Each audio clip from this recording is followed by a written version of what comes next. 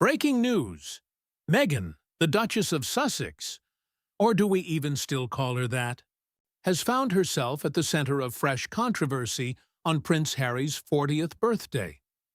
While the couple made a public appearance at an Alliance for Children's Rights event in California, trying to project an image of happy family life, sources suggest this was far from the celebration Prince Harry would have envisioned for his milestone birthday. In a decisive move from London, King Charles III and Prince William have drawn a firm line, effectively isolating the Sussexes. Buckingham Palace issued a stark legal ultimatum and publicly removed Meghan Markle from an official birthday photo shared on the royal family's social media accounts, signaling an impenetrable barrier between the institutions. As Meghan smiled for the cameras on the West Coast, major American media outlets delivered a serious blow to her image. The Hollywood Reporter, one of the entertainment industry's most authoritative voices, published a scathing investigation branding her the dictator in high heels. The report, based on accounts from 12 current and former high-level American staffers, described a toxic workplace culture at Archewell marked by fear, psychological warfare, systemic humiliation, and erratic leadership. According to the employees, the environment involved early morning, 5 a.m., dictatorial demands and late-night blistering reprimands that left seasoned professionals in tears. This portrayal of a culture of fear has been picked up by major U.S. networks, with Access Hollywood running primetime segments. On the story throughout April and May 2026, the mainstream American coverage has significantly undermined the Sussexes' previous strategy of alleging institutional prejudice and racism, as the complaints now come from prominent U.S. professionals rather than easily dismissed royal insiders. This development has triggered what many see as Meghan's most serious reputational crisis since Megxit. The explosive revelations have also cast Prince Harry in a new light, not as a liberator from royal constraints, but as a passive enabler of what is described as an American corporate tyranny. Facing this existential threat to their brand and commercial prospects, the Sussexes launched a series of frantic PR efforts. In late April 2026, without seeking permission or coordination with the British Crown, they staged a high-profile, unauthorized faux royal tour to Australia, complete with motorcades, dignitaries, and staged crowd shots. The trip was widely seen as an attempt to recreate the prestige of official royal visits and reassure nervous Hollywood backers that they still wield global star power. Palace insiders say King Charles and Prince William responded with calculated precision, an iron fist in a velvet glove. The strategy culminated on Harry's 40th birthday, when the official accounts of Buckingham Palace and Kensington Palace posted a formal greeting. To casual observers, it appeared warm and reconciliatory. In reality, according to royal sources, it was a carefully orchestrated institutional statement, one that delivered a devastating message beneath its polite surface. Royal analysts were quick to highlight the striking emotional detachment behind the gesture. The official photograph released by the palace to commemorate Prince Harry's 40th birthday was taken during the couple's 2018 royal visit to Dublin. In the original unedited version distributed by the news agency, Meghan Markle sat directly beside her husband, smiling alongside him. However, Buckingham Palace deliberately cropped the image, completely removing her presence and leaving Prince Harry standing alone in the frame. The constitutional signal was unmistakable. The British monarchy continues to recognize Prince Harry as a blood son of the sovereign, yet the Duchess of Sussex has been entirely erased from the institution's official narrative. When Prince William and Princess Catherine's account reposted the birthday greeting, they used only a brief, impersonal message without their customary personal sign-offs. The absence of the traditional W or C made it clear to diplomatic and royal watchers that the post was purely institutional, devoid of any familial warmth reconciliation, or personal goodwill. The British Crown's definitive response to this chapter came through an official palace briefing delivered, with the unyielding authority of an ancient institution no longer willing to tolerate quiet defiance. The statement from the sovereign's offices was constitutionally unequivocal. The household notes the recent public engagements undertaken by the Duke and Duchess of Sussex in a private capacity. It remains the firm position of the Crown that official representation of His Majesty the King and the United Kingdom is reserved exclusively for working members of the royal family engaged in full-time public service to the British people. The use of royal titles for private commercial ventures or independent international activities is entirely separate from the constitutional duties of the monarchy.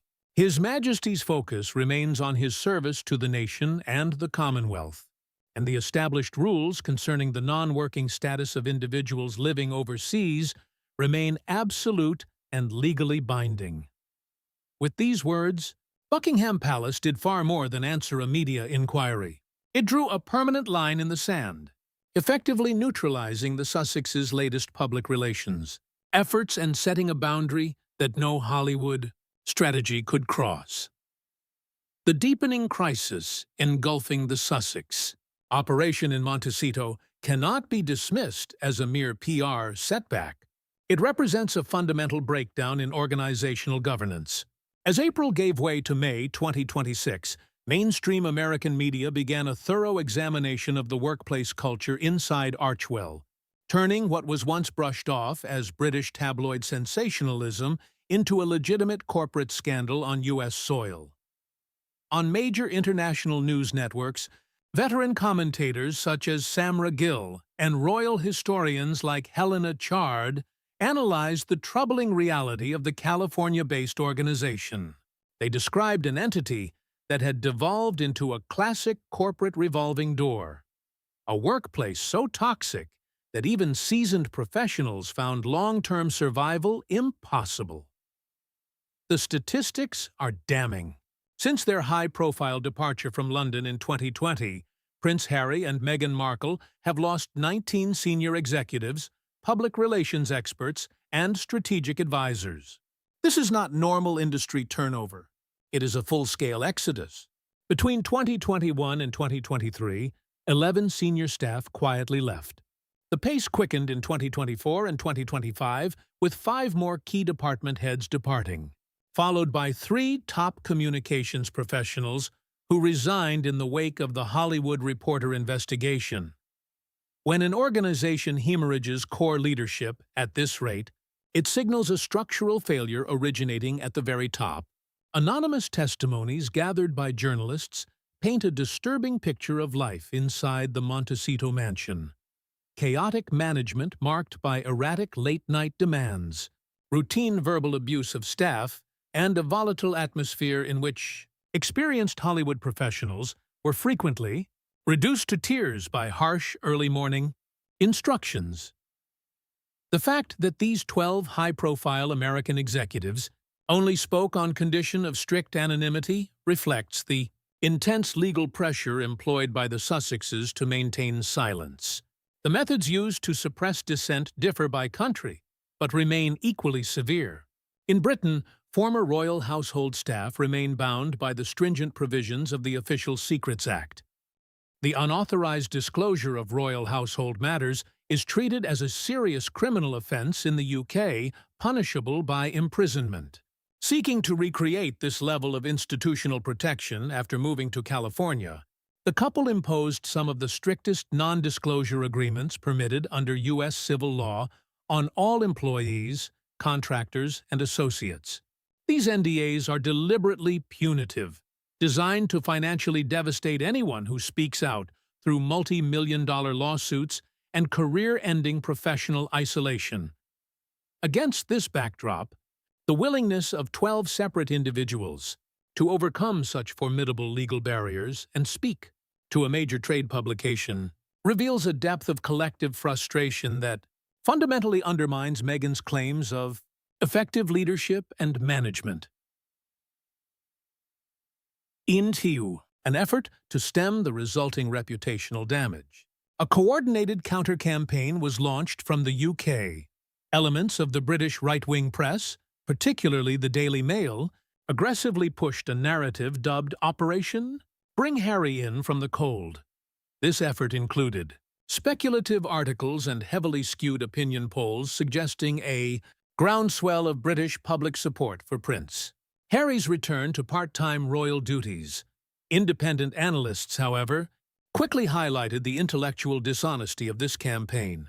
Multiple comprehensive national polls consistently show that 75 to 80% of the British public, a decisive and stable majority, remain firmly opposed to any form of rehabilitation or return to public life for Prince Harry. Many Britons view these media efforts not as genuine reconciliation, but as a calculated transactional attempt by the Sussexes to reclaim royal prestige only after their American commercial endeavors began to falter. The Sussexes' strategic position became critically weakened in May 2026, when King Charles III moved from a stance of passive tolerance to one of active constitutional containment. The turning point came on the anniversary of the couple's wedding, a date deliberately chosen by Meghan Markle for a high-stakes public overture. With her commercial brand severely damaged by Hollywood workplace allegations, the Duchess released a rare archival photograph from her wedding day showing King Charles escorting her down the aisle, paired with a public message praising the protective role of the British crown. The move was widely seen as an attempt to leverage the monarchy's prestige as a shield against mounting American media scrutiny. Buckingham Palace's response was swift, discreet, and decisive. Rather than engaging in a public spat, the king issued a firm ultimatum through a private legal communication sent directly to the Sussex legal team in California. According to well-placed sources within the Privy Council, the document sets strict, non-negotiable conditions for any future personal contact between Prince Harry and his father on British soil. An absolute prohibition on discussing state-funded security arrangements. Prince Harry is barred from raising grievances about royal protection decisions during any meeting with the king, with any attempt to pressure constitutional processes resulting in the immediate end of the audience. Stringent anti-leak measures to prevent the commercial exploitation of private conversations. All future meetings must occur in the presence of the king's private secretary and a designated legal representative. The Sussexes must also submit to full electronic screening to ensure no recording devices are present. These protocols effectively erect a legal barrier around the monarch, ensuring that any interaction is tightly controlled and stripped of potential commercial value for books, podcasts, or streaming content. The ultimatum also addresses the couple's titles. While the Dukedom of Sussex remains a historical peerage, the document warns against the continued commercialization of royal honors. It cautions that using sovereign titles to promote private business ventures, corporate brands, or unauthorized international initiatives could carry serious consequences. Tours remains under active review. Legal mechanisms have already been put in place to support a parliamentary bill that would give the Crown explicit statutory power to revoke peerage titles from non-working royals who live overseas. By establishing these firm boundaries, King Charles III has effectively blocked the Sussexes' ability to exploit the monarchy for personal profit, leaving their California-based operation isolated and stripped of any sovereign legitimacy. The deep institutional divide separating the House of Windsor from the Sussex venture in Montecito cannot be measured simply by geography or public relations optics.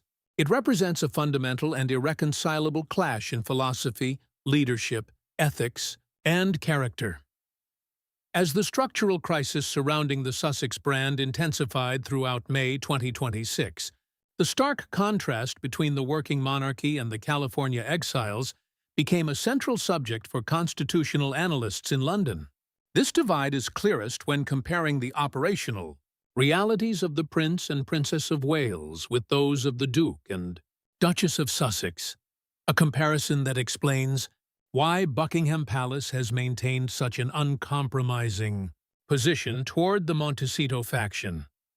At the heart of the British monarchy, Prince William and Princess Catherine represent a model of service based on the complete subordination of personal ego to the continuity and endurance of the crown. Their public lives are defined by rigorous adherence to constitutional duty and genuine respect for the British public.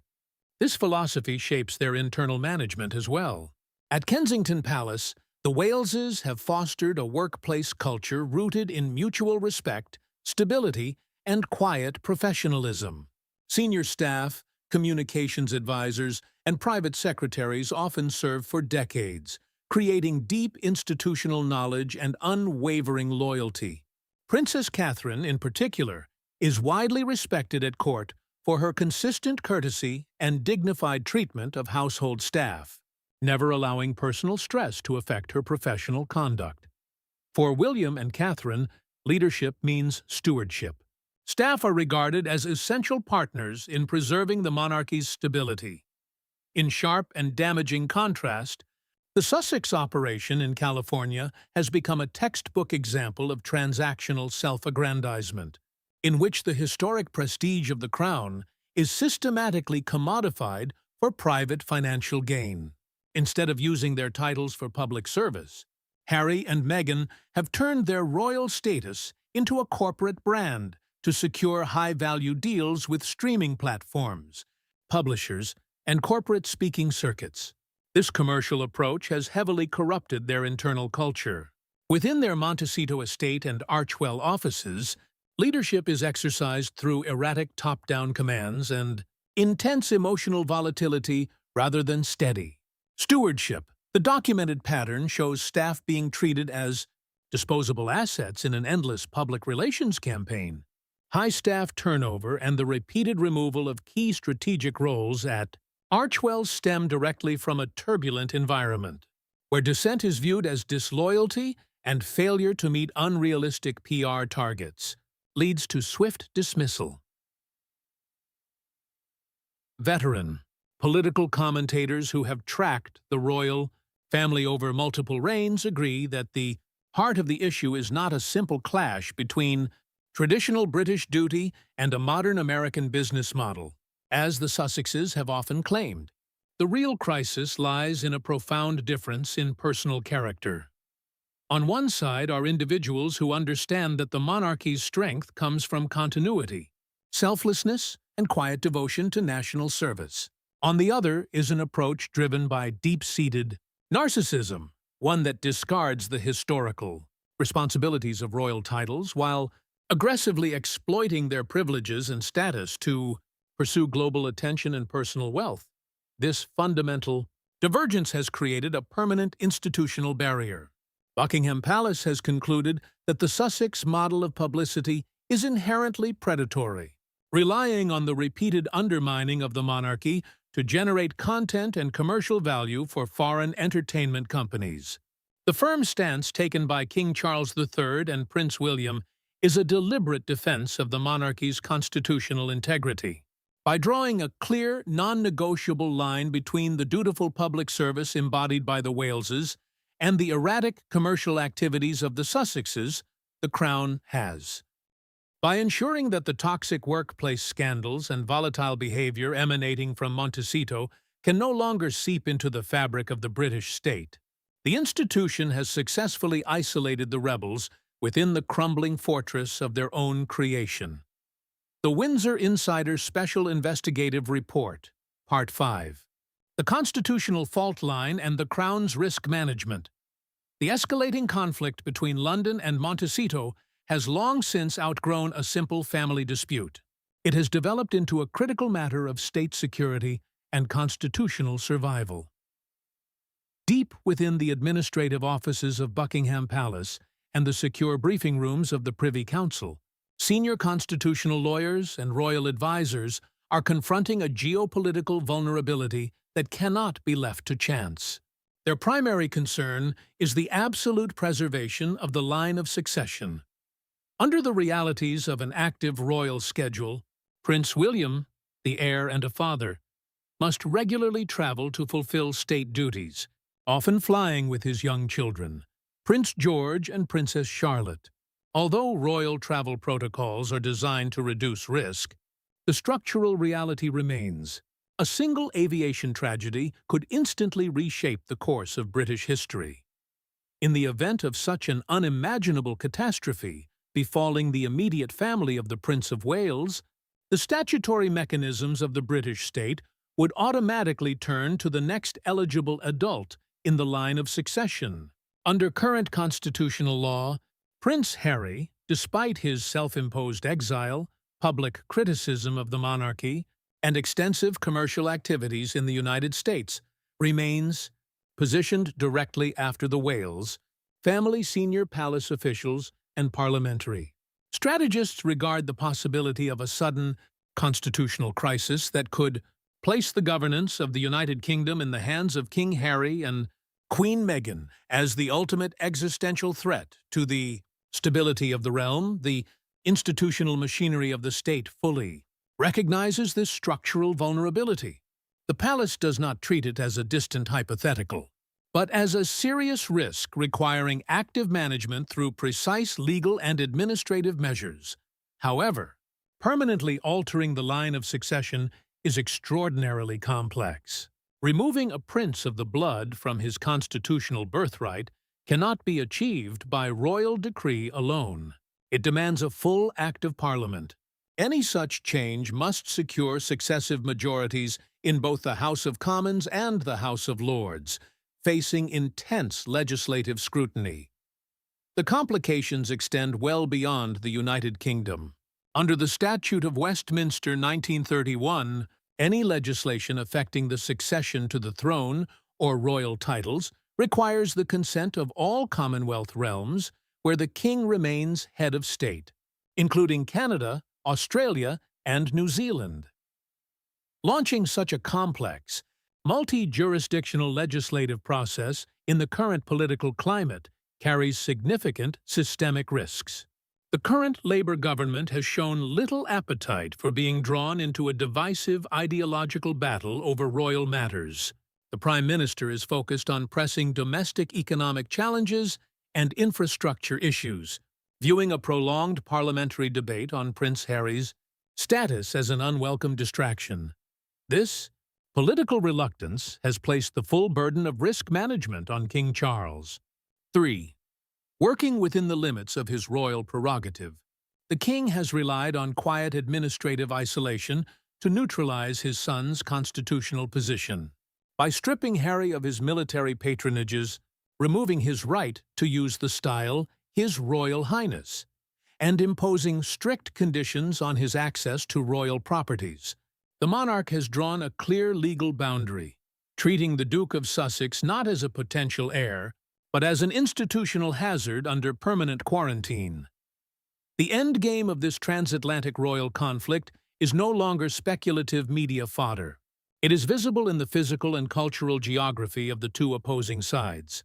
As darkness descends over the United Kingdom, the long shadows cast by the ancient battlements of Windsor Castle and the imposing stone facade of Buckingham Palace stand as symbols of an institution that has perfected the art of survival across more than 1,000 years. The silent authority radiating from London is not a sign of weakness or hesitation. It is the deliberate, unyielding silence of an immovable fortress. The monarchy has learned that the most powerful defense against the chaotic digital tempests of the 21st century is a steadfast refusal to engage with the endless cycles of celebrity outrage, allowing the BDH natural pull of institutional gravity to bring its critics back down to earth across the Atlantic. A very different scene is unfolding in the fading light over the affluent coastal enclave of Montecito. The setting sun above the multi-million-dollar Sussex estate brings no sense of accomplishment or philanthropic calm. Instead, it illuminates a tense, claustrophobic atmosphere within Archwell's private offices, signaling an impending commercial collapse. The mood is dominated by urgent calls with high-powered legal teams, crisis PR managers, and increasingly nervous entertainment executives. They are beginning to understand that the royal prestige they cashed in during 2020 has now been entirely spent. Systematic staff departures, unrelenting hostility from the British public, and the complete loss of institutional protection have left the Sussexes trapped inside a collapsing fortress of their own making. They are learning the hard way that, without genuine validation from the crown, a royal title in America becomes little more than an empty corporate brand, entirely dependent on a media industry that has now turned against its own creations. The real tragedy of Prince Harry's situation is the total neutralization of his strategic leverage. Upon stepping away from his birthright, his greatest assets were the implicit threat of revealing family secrets, the monetization of grievances, and the weaponization of public sympathy against the perceived emotional coldness of the royal family. For a time, this approach delivered enormous commercial success, yielding lucrative deals with major publishers and streaming giants. But by May 2026, that reservoir has run completely dry. Having exhausted his supply of complaints in his memoir and multiple documentary projects, the prince has nothing fresh to offer a fickle entertainment market that constantly craves novelty. His repeated attempts to regain global relevance through unofficial international trips and calculated gestures toward family reconciliation have been quietly and precisely dismantled by Buckingham Palace's disciplined bureaucracy. The Crown's strategy of measured restraint has effectively robbed him of his victim narrative, leaving him isolated from his family and permanently excluded from the institution he once sought to reshape from the outside. The ultimate failure of the Sussexes campaign offers a timeless lesson about the nature of sovereign authority and public trust. Harry and Meghan operated under the mistaken belief that in today's media environment, celebrity status, loud voices, and personal storytelling could overpower the deep-rooted structures of an ancient monarchy. They thought capturing Hollywood's fleeting support would allow them to dictate terms to a 1,000-year-old institution. That miscalculation has proven catastrophic. While celebrity popularity rises and falls with public whims, the British Crown draws its strength from its permanence, predictability, and complete independence from commercial markets. As Hollywood increasingly distances itself from the Duchess and the polished image she once projected begins to crack, the monarchy remains unshaken. King Charles III and Prince William have drawn a firm, uncrossable line that safeguards the constitutional integrity of the nation. In the end, the Montecito Rebellion will not be remembered as a triumphant revolution, but as a cautionary tale of self-imposed royal exile.